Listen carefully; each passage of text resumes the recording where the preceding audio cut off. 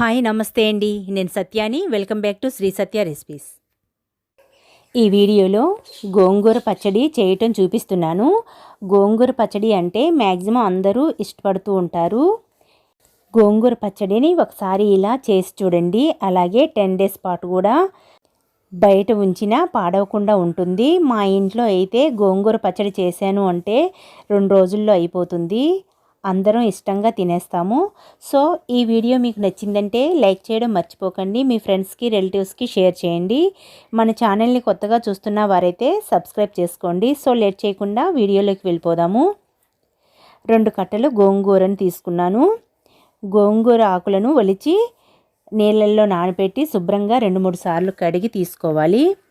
Stove పై కడాయిలో oil వేసి 1 table spoon పచ్చిశనగపప్పు, 1.5 టేబుల్ స్పూన్ ధనియాలు, 1 టీ స్పూన్ జీలకర్ర, ఒక 9 ఎండుమిర్చిని వేస్తున్నాను. ఇంకొక 1 టీ స్పూన్ పచ్చిశనగపప్పును కూడా వేస్తున్నాను. హీట్ని లో ఫ్లేమ్లోనే పెట్టుకొని వేయించుకోవాలి. ఇందులోనే 3 వెల్లుల్లి రేకలను కూడా వేసి వేయించుకోవాలి. మిర్చి మాడిపోతున్నాయి, తీసేస్తున్నానండి. ఇవి ఇలా వేగిన తర్వాత తీసేసుకోవాలి. అదే ఆయిల్లో గోంగూరను కట్ చేసి వేస్తున్నాను.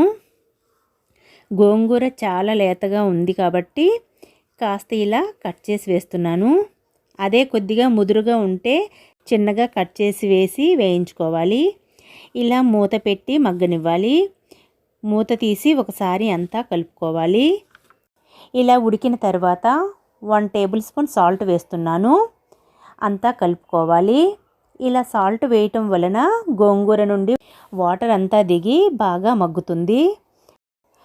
ఇలా వాటర్ అంతా అయిపోయి గోంగూర దగ్గరగా వచ్చేసిన తర్వాత ఇది పక్కన ఉంచి మిక్సీ జార్లోకి వేయించిన ఎండుమిర్చిని వేసి ఇంకొక 1/2 టేబుల్ స్పూన్ వరకు సాల్ట్ వేసుకోవాలి.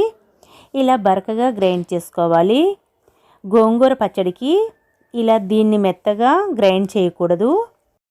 ఉడికించిన గోంగూరలో వేసి కలుపుకోవాలి. గోంగూరను గ్రైండ్ చేయకూడదు.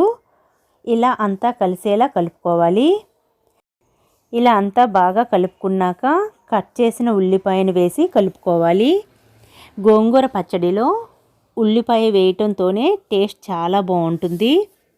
ఉప్పు సరిపోయిందో లేదో చూసుకొని దీన్ని అంతా ఒక బౌల్లోకి తీసుకోవాలి. ఇలా పైన ఆయిల్ 2 గరిటెలు అంటే 4 టేబుల్ స్పూన్స్ వరకు ఆయిల్ వేసి అంతా కలుపుకోవాలి. వేడి చేయకుండా ఆయిల్ ఇలా పచ్చడి అయిన తర్వాత పైన వేసుకుంటే గోంగూర పచ్చడి టేస్ట్ చాలా బాగుంటుంది. ఈ పచ్చడి ఇలా 10 days పాటైనా బయట నిల్వ ఉంటుంది.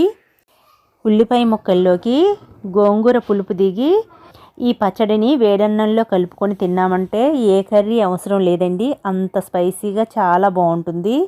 సో మీరు ఒకసారి ఇలా ట్రై చేసి చూడండి, చాలా బాగుంటుంది. ఈ వీడియో మీకు నచ్చింది అంటే లైక్ చేయడం మర్చిపోకండి. మీ ఫ్రెండ్స్కి రిలేటివ్స్కి షేర్ చేయండి. మన ఛానల్ని కొత్తగా చూస్తున్న వారైతే సబ్స్క్రైబ్ చేసుకోండి. Thanks for watching Sri Satya recipes.